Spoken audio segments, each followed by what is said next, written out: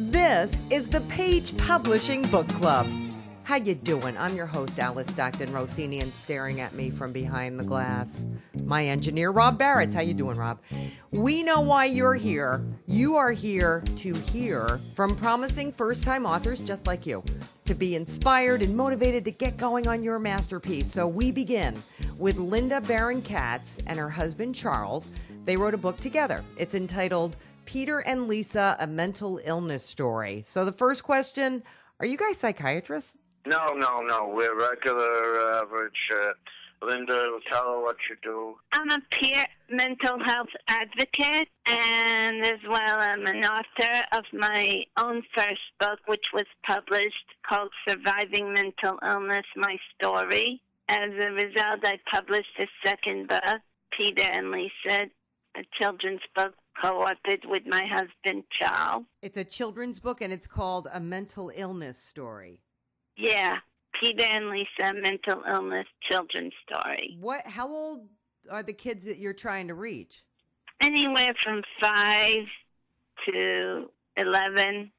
The book is about two people, two adults, Peter and Lisa, who both have mental illnesses, more of depression and mania. And it tells them how they chose to get better through medication and support by family and friends. And it shows them how they coped with their illnesses and what they did to get better and to be able to reach something that is called recovery. Children may not understand that, so we wrote it in a story that will help them, make them understand that people with mental illness can get better, can lead happy, healthy lives. Is it to help kids recognize mental illness? Yes, it is to help kids recognize mental illness and to teach them in an understanding way that people can live a life that is healthy and happy, and at the same time, sometimes fun. Is the book an easy read? I guess it would have to be, right? Yes, it's a very easy read because it's a reading level, I say maybe third grade reading level for 8-year-olds. First, second. First or second, yeah, also depends on the level of the child reading it. But it's a book mostly where we would want parents to read it to their children. Well, that would be for younger, if younger kids even had a curiosity about what's wrong with that person, or they asked their parents a question, then the parent would have to read it to the child because the child obviously can't read yet before they learn to read. They would have to read it to them. But I would say it's geared to 8-year-olds, 9-year-olds, possibly to 10, 11, and some people don't never know of anything like sheltered from these types of behavior.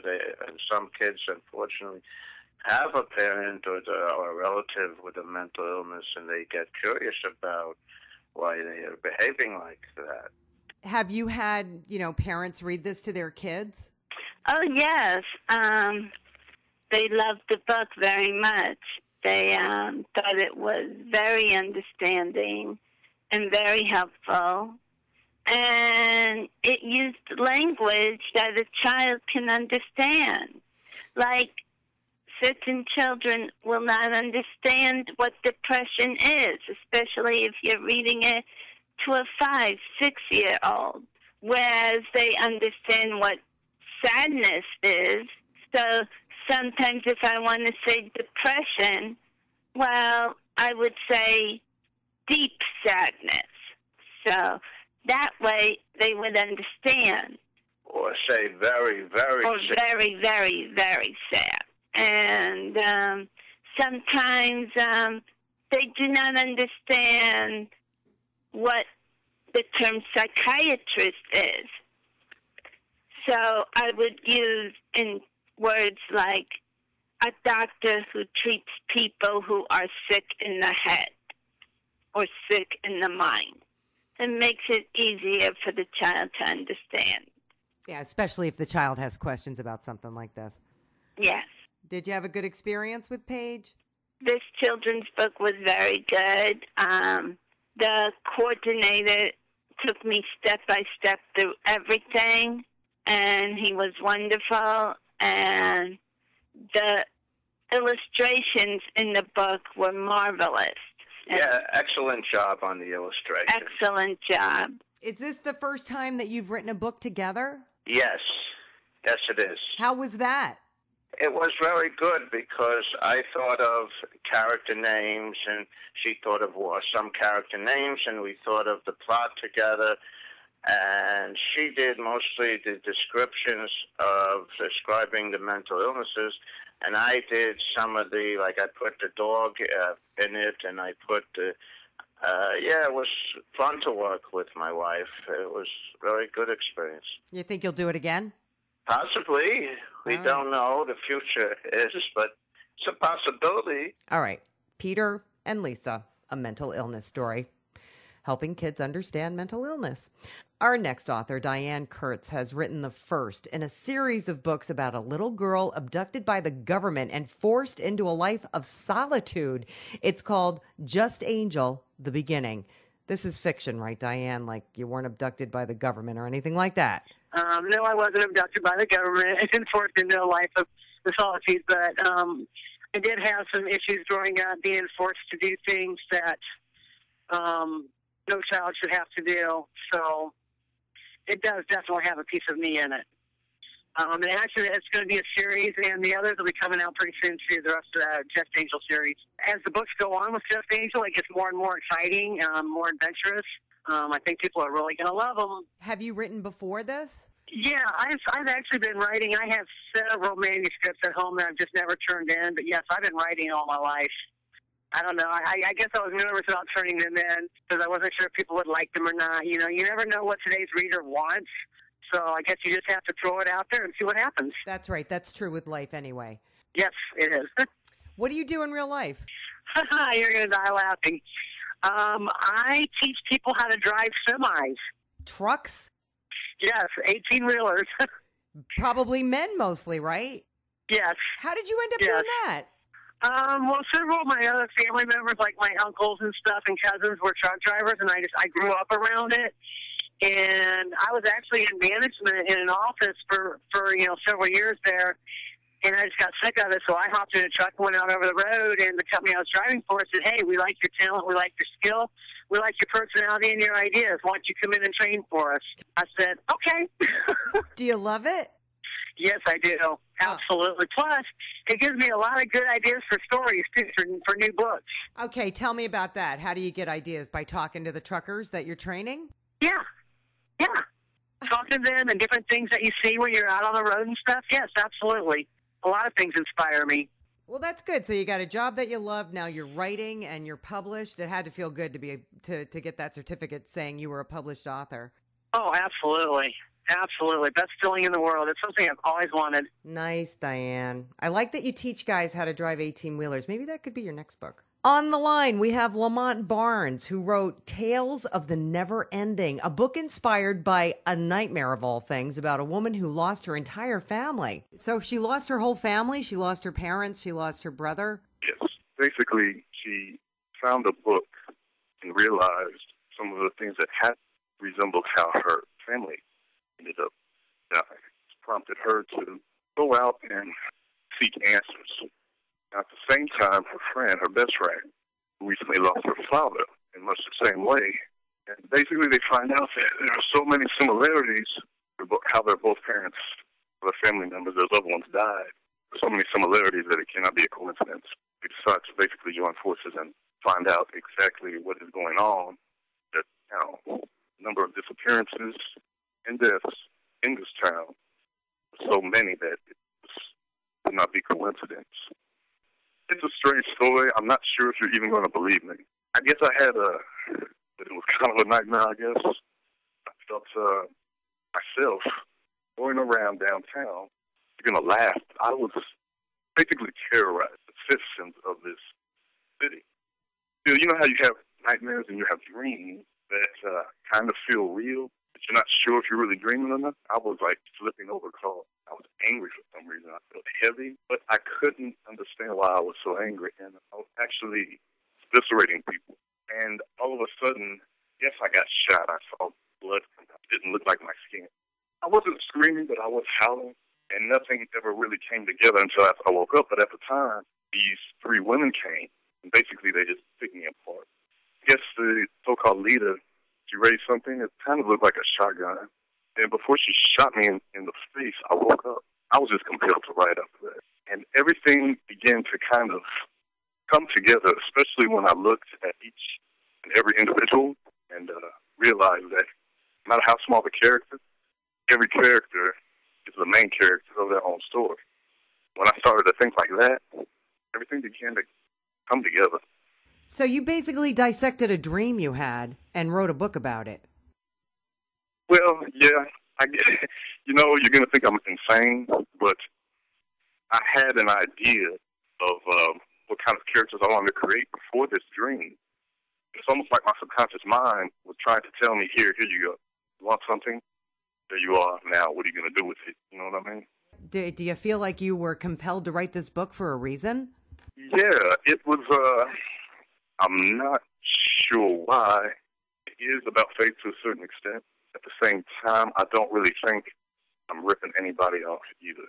I was compelled to write this book. I think the reason I wrote this book is that I guess I just wanted to say, in a way, that no matter what you lost, no matter what has happened to you in your life, you have to keep moving forward. Yeah, no kidding, Lamont. You got to keep moving forward or else the world is going to go on without you. That's for sure.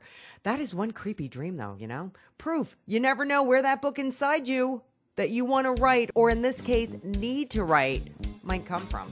We're going to take a quick break, grab a snack, and come right back. There's more of where this came from. This is the Page Publishing Book Club. Have you written a book and want to get it published? Then now's the time to call Page Publishing at 800-204-6099 and do it immediately. You see, they're looking for authors of all types of books. And unlike most publishers, Page Publishing will take the time to review most of the books submitted to them. And they'll even give you their feedback. And if they like what they read, Page Publishing will get your book into bookstores and for sale online at Amazon, the Apple iTunes Store, and other outlets. They'll handle everything. Copyright protection, printing, cover art, publicity, and editing. So if you've written a novel, a children's book, a cookbook, inspirational work, a book of poetry, or biography, and want to get it published, then you need to call Page Publishing and do it immediately. Call 800-204-6099 now for your free author submission kit. Your road to fame and fortune could very well start with this simple phone call. For your free author submission kit, call Page Publishing at 800-204-6099. Welcome back to the Page Publishing Book Club. I'm your host, Alice Stockton Rossini. For 15 years, Tajwadi Persard has been babysitting kids, and she's seen it all. The good, the bad babysitters, the ugly parents. So she decided to write it all down and call her book Tips for Moms. How you doing, Tajwadi? What are some of your tips? Oh, my, is like bedtimes. I think bedtime should be 6:30. The earliest the kids go to bed, they get a better night's sleep. They get up in the morning very happy, not cranky or crying. If they go to bed very late, they get up in the morning all cranky, all tired. So you encourage parents to put their kids to bed early? Early. The earliest they go to bed is better for the kids and better for the parents. Okay, what other tips do you have in terms of what other babysitters are doing and what you see? I have, kids take their pacifier all over. And a lot of babysitters or moms think that with the pacifier, with the baby have the pacifier, they will be quiet. They're not crying or screaming. But a pacifier you should have that in your bed when you're sleeping. Or another one, when you, after you play, you should show your kids how to play with their toys. If they take 20 toys out, they can't walk. They walk and fall. They get hurt. You should teach them how to take stuff out, and when they finish, they put it back. Then you can have some more stuff out. I usually take 2 toys out, You can play with this. When you finish, let's clean up, let's put it back, and you can have some more. Now, what were some of the things that you see other babysitters doing that disturb you? Oh, it's like in the park, they will be on their cell phone, they were chatting with other people, they will put the kids on the swing, kids were crying, they can't see the babysitter, they're not there, they went away talking with their friends, and sit on the other corner on their cell phone, and the baby cry, kids crying, searching for them, cannot find them, things like that. How is a parent supposed to know what their babysitter's doing with them, with their kids? I think someone should tell them. A lot of people see, but don't say anything. So if you see a babysitter not paying attention to a baby and you know the parent, you should tell them. Yes, I do. For example, the other day I had a play date, and one babysitter said to me, she said, do you mind if we tell the parents that we take the kids for pizza? And she didn't want to take the kids for pizza. And I was like, oh, no, I'm not going to do that. If I give the kids pizza, I give the kids pizza. I'm not going to say, yes, they had pizza. Because my boss, she trusts me, and I trust her. I trust my kid. So it's communication between the babysitter and the parent. Yes, yes. Now, you had said that you've been writing this book for 10 years? Yeah, I wrote it for 10 years, and I had it there. And I never think I could put it out until one day my son was asking me, Mom, when are you going to put it out? And I was like, okay, I'll do it. So finally you decided to put your book out. Yes. And I found Page Publishing, and I called, and Mr. Todd, he got back to me. I talked to him. I sent him a message, and then he got back with me, and then he said, he asked me, he said to send my manuscript to him, and I did. And then I get it published. All right, Tajwadi has a book signing all lined up, and she's ready to give it to parents straight. Next up, let's go into Fantasyland with Rick Skowronski. He wrote a book entitled Siren's Call. So let's start with, who's Siren, Rick? Siren is a young woman who lives in a frontier village in a medieval fantasy realm. And this fledgling settlement is surrounded by an evil and malevolent forest. And Siren's father has gone missing while on patrol against the evil savages that inhabit that forest. And Siren is the main character, the hero of this story, because she wants to solve the mystery of what happened to her father who has gone missing. And she wants to rescue the town she loves from the savages of the forest. And she also wants to find her purpose in life, her call, if you will, which is where the book gets its title, Siren's Call. The original core of the story began as a collection of original children's adventure tales that I told to my two children when they were growing up. And once my two kids became adults, they said, Dad, you ought to write all this stuff down so that it doesn't get lost. And so my attempt to do that expanded and developed into a novel-length story, which has become the book Siren's Call. These are just stories you made up for your kids? Yes, which I expanded upon and embellished for the purpose of creating plot and intrigue and mystery and those kinds of things. Have your kids read the book? They have. They're very pleased with it, and they feel like it's faithful to the original tale, and yet also original and has elements in it that they were unaware of because I crafted them specifically for the book. So they're very happy with how it turned out. I dedicated the book to both of my children. How are you making out getting it out? We have a Facebook page and talking about it on Twitter and those kinds of things. I have a book signing coming up in my little town here locally where I live, and the new local newspaper is going to come out and do an article and so forth. That should help. Where do you live? Frankenmuth, Michigan, which is a little resort town just in the center of the state here. Oh, a resort town. Now, this is great reading for vacation. It is. It is good reading for vacation. The story reads very well, and I've been told by educators that it's an excellent option for teachers who are trying to get their junior high kids or high school kids into summer reading programs because it's an engaging adventure tale, and yet it also reads very well. And you're a doctor, right? I'm a dentist by profession. Oh, you're a dentist. Yes, I try to be a nice guy anyway. Well, maybe you should pass it along to a couple of your patients. You know, that's not a bad idea. I do have a display here in the office and to help generate some interest in the book. So I'm hoping to peddle a few copies that way. Are you going to write any more? Yes. You know, interestingly, my original set of stories that I intended to craft into this first tale, Siren's Call, was intended to make the story twice as long as it currently is. But in the writing of it, the characters started telling me what they wanted to say, telling me what they wanted to do, and the storytelling took on a certain pace. And I was 350 pages into the book and not quite halfway through everything I wanted to talk about in terms of the adventure.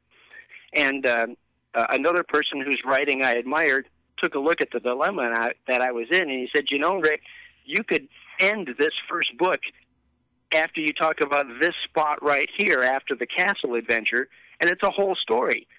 So I have a whole nother set of adventures that could make the sequel, and I have ideas in my head for anywhere from 6 to 10 more of these books with these characters. That's great. And you never wrote before. This is your first time out. This is my first novel-length story and my first foray into the publishing world. However, I've been a short story writer and enthusiast for probably decades. I just have never attempted to get anything published before this. So you got some encouragement now. Yes, absolutely. Thank you, Rick. I think we might have time for one more book. What do you think, Rob?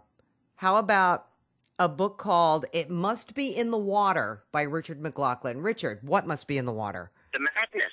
The madness that everybody seems to be plagued with. It's like everybody's just lost touch with things. And it's the only thing that every single human being in the world consumes that's the same. You know, we're born in different parts of the world. We eat different foods, but everybody drinks water. Exactly what madness are you talking about? All of the things that we do, not only to ourselves, but to each other. And we use so many excuses as to why we do them. Can you give me an example? Hatred. We are not born into this world with hatred. We're taught it. We are subjected to it almost on a daily basis. And it's just the tip of the iceberg. What can we do about it? Educate people, and especially the young people, the children. I mean, the things that are being taught to our children today, it's like they're completely out of touch with what is reality, what is factual, and what is fiction. So many of them live as though their heads are just surrounded by a bubble, and nothing else outside that bubble exists. Well, I mean, I think people have said that for generations. Each generation seems to think that, you know, that generation's children are being, you know, led astray. Yes. What prompted me to write this book is seeing it in such an overwhelming amount. I come from an extremely large family. I've got over 90 nieces and nephews. Yeah, and I mean, there's 2 parts of my family. There's 5 generations, from my mother down to great nieces. But you know, it's the things that are being taught to children, and not to mention the things that aren't being taught to our children. I have no children, but I consider them my children because they're a part of this world as we all are. And until we can actually get refocused on what our lives are about, what is needed, and stop being led astray by those who believe in their mind that they are so much more superior and have a better look as to what the average person needs on a daily basis. You know, and it's been throughout mankind's history. The entire thing has been passed down for millenniums. And it's gotten to the point that if we do not change, we're on the precipice. We have destroyed so much of this earth just in the past 120 years, since the beginning of the Industrial Revolution, and throughout all of the rest of mankind's history combined. We have been more devastating to this planet in just those 120 years than we have in 10,000. So you just want to make people aware and maybe make them think a little bit about their actions? Well, yes, not just about their actions, but other people's actions. Like I said, there is one thing that people will do anything for. You know what that one thing is? Money or sex? Money. I mean, people will lie, cheat, steal, kill, sell their souls, sell their bodies, you name it. Was there something in particular that made you finally decide, you know what, I'm going to write this book? Yes, it was, actually. It was after one of my brothers took his own life. That would do it, right? Well, yes. Considering that I turned my entire life upside down to give him a better life, and he didn't listen to his little brother because his little brother is dumber than he is. I am not as smart as my brother, but, this is what prompted me to write this book, along with, other things, babies having babies, all the wars, all the warmongering, and just all the unrest. And it's not just this country, it's around the world. I think everybody needs to reevaluate, and that's why I wrote the book. Because the way we're going and at the velocity that we're moving, the speed that we are moving, we kill this earth, we make our water completely undrinkable, our air unbreathable. Guess what? It's over. The game is done for us. Actually giving some books away to people. I'm talking to people, family and friends. I've been doing this now for since I started writing the book 2 years ago. Actually, a little long. Actually, I've been writing it most of my life because I find people fascinating. Just the way that mankind is created, constructed, and he's got so much potential. If you look at all the things throughout mankind's history, what he's created, it's phenomenal. Some food for thought here on the Page Publishing Book Club about what's in the water that's making us all nuts. Interesting theory, don't you think, Rob? That's all the time we have for tonight. Thank you so much for stopping by, hanging out, taking a listen. And if there's one thing you, the aspiring author, should think about, it's don't overthink it. There are people and experiences in your life that are worth sharing, worth writing about. All you have to do is figure out what it is, and it's probably something right in front of you. Come back next week, same place, same time, unless there's a Mets game going late, and we will attempt to give you some more inspiration here on the Page Publishing Book Club. I'm your host, Alice Stockton Rossini. Enjoy the rest of your weekend, and just start by putting some thoughts down on paper.